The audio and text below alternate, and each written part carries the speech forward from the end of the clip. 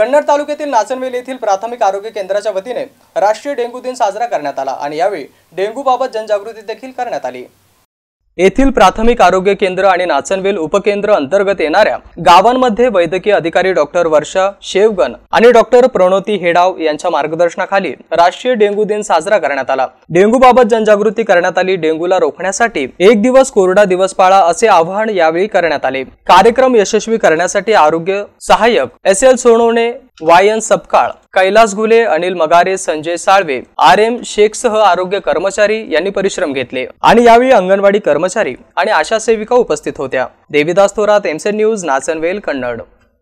National dengue दिन साजरा करण्यात येत आहे। तरी या PHC नाचनवेल येथे आम्ही डेंग्यू दिन साजरा करण्यात येत आहे। तसेच नाचनवेल अंतर्गत जेवढे पण गाव आहेत तिथे आम्ही डेंग्यूचे ॲक्टिव्हिटीज घेतले व त्या जनजागृती करण्यात आली।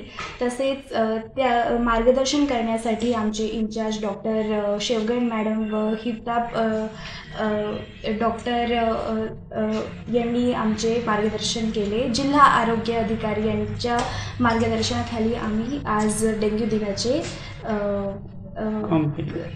दिन साजरा केला।